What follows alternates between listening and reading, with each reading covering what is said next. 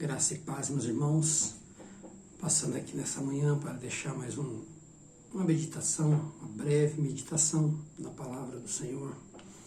Nessa manhã eu gostaria de ler um texto que se encontra na primeira carta de Paulo aos Tessalonicenses, capítulo 1, versos 2. E diz assim a palavra do Senhor: sempre damos graças a Deus por todos vocês e os mencionamos constantemente em nossas orações.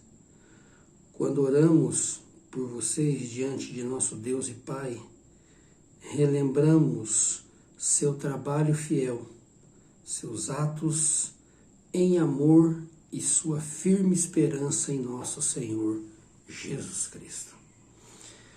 É importante atentarmos para esse texto, porque esse texto nos fala de um legado, de algo que o apóstolo se lembrava e mencionava em suas orações.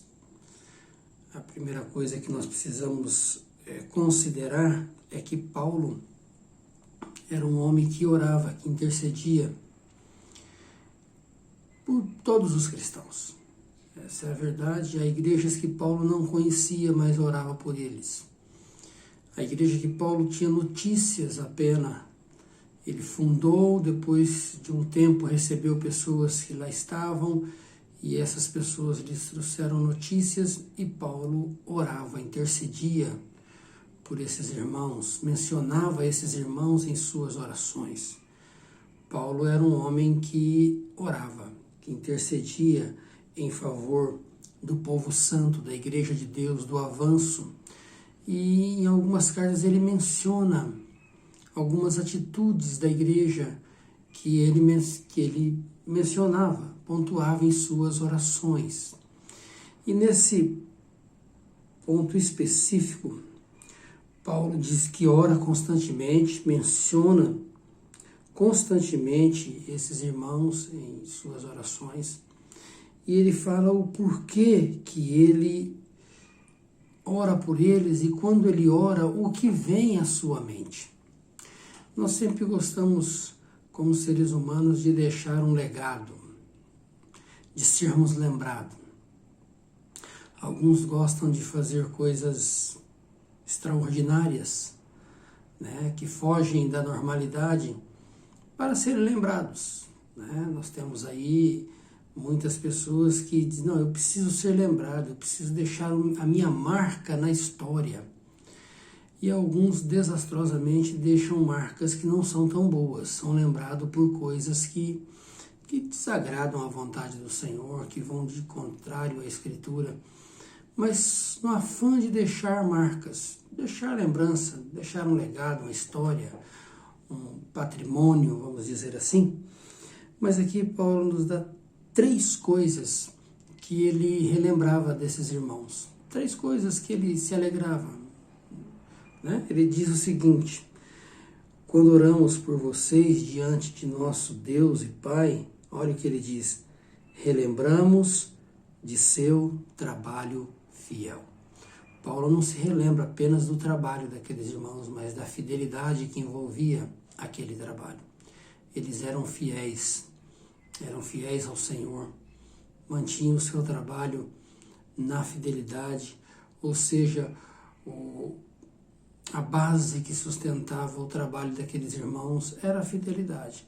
Nós podemos trabalhar em qualquer área e até mesmo dentro do ministério da igreja, dentro da obra do Senhor, e não fazê-lo com fidelidade.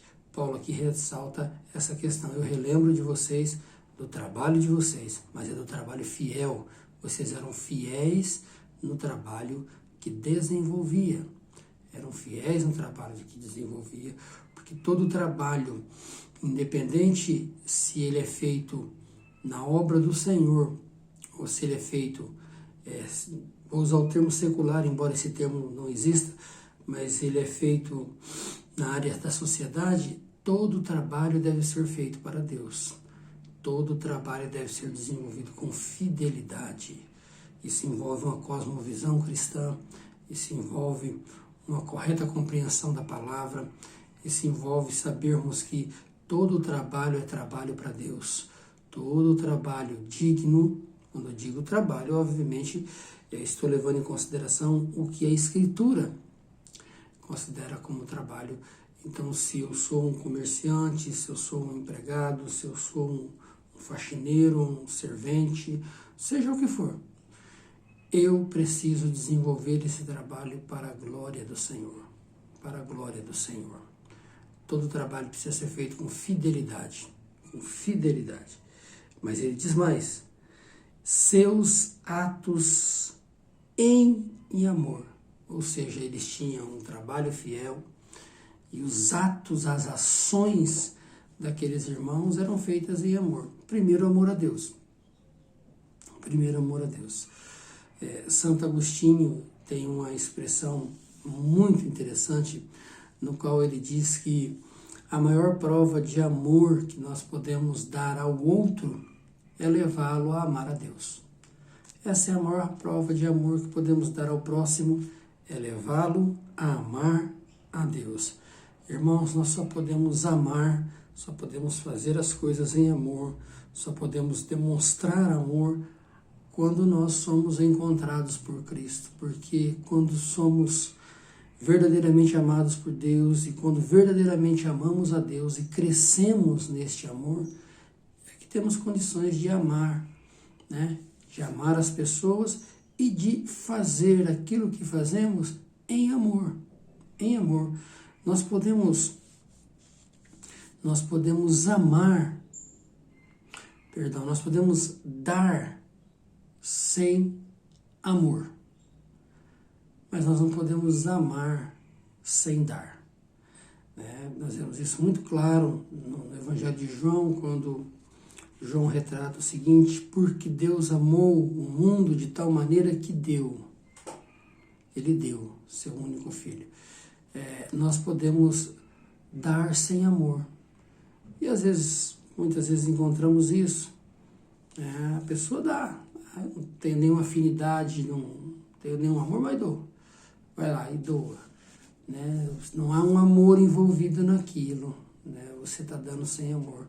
Mas quando você ama verdadeiramente, você não pode ficar sem dar. Então, o amor é algo muito interessante. O amor é algo muito interessante, porque nos fala de quem Deus é. Então, quando nós crescemos na compreensão de quem Deus é, nós verdadeiramente faremos as coisas em amor. Não buscando reconhecimento, não buscando deixar um legado, não buscando interesses próprios, mas como resultado deste amor ao nosso Senhor e Salvador, nós vamos nos entregando em amor. Nossos atos serão em amor, primeiro a Deus, depois aos demais. Mas Paulo continua falando: e sua fiel esperança em nosso Senhor Jesus Cristo. Observe, sua firme esperança, essa firmeza e essa esperança aqui não é algo que talvez se cumpra. A Escritura, quando trata do termo esperança, é algo certo, algo convicto, algo que acontecerá, porque nós podemos confundir.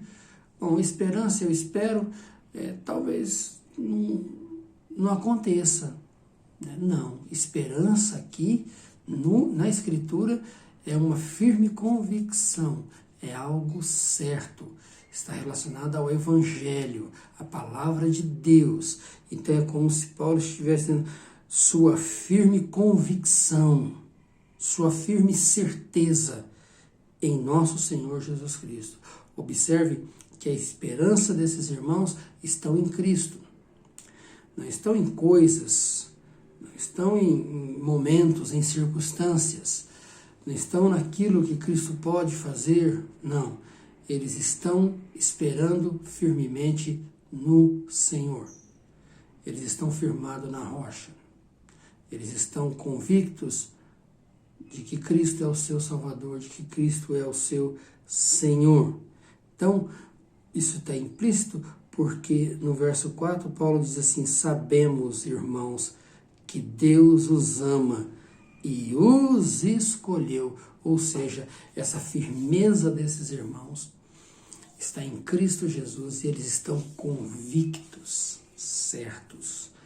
Nada pode os abalar dessa certeza. É como se eles estivessem dizendo: eu sei em quem tenho crido, eu sei em quem tenho crido, eu sei que Ele é fiel para guardar o bom depósito. Irmãos, que lições maravilhosas, que lições maravilhosas. A primeira de que, assim como Paulo, nós devemos sempre trazer irmãos à nossa oração. Sempre quando orarmos devemos nos lembrar de irmãos, de intercessão, de intercedê-los, de orar por eles, né, para que Deus os agracie. Depois nós devemos saber que o nosso trabalho precisa ser fiel. Nosso trabalho precisa ser fiel, né, fiel a Cristo, fiel à palavra, fiel ao Senhor, fiel ao Senhor. A base para um trabalho fiel é a Escritura. Depois nós precisamos fazer isso em amor. Nós precisamos amar primeiro o nosso Senhor e Salvador. Depois esse amor vai transbordando, vai vazando, né? Quanto mais nós crescemos neste amor na vertical, mais ele transborda na horizontal. E por fim devemos manter firme, né? Firme a esperança em nosso Senhor Jesus Cristo, certos e convictos de que o nosso Senhor reina e governa sobre todas as coisas e nos escolheu para Ele, nos separou para Ele, nos chamou para Ele. Que Deus nos abençoe, que Deus nos dê graça de crescermos nessas palavras, meditarmos nessas palavras nessa manhã, nesse dia, e considerarmos aquilo que necessita ser trabalhado por Deus por meio de sua palavra. Deus abençoe o seu dia, um forte abraço em nome de Jesus.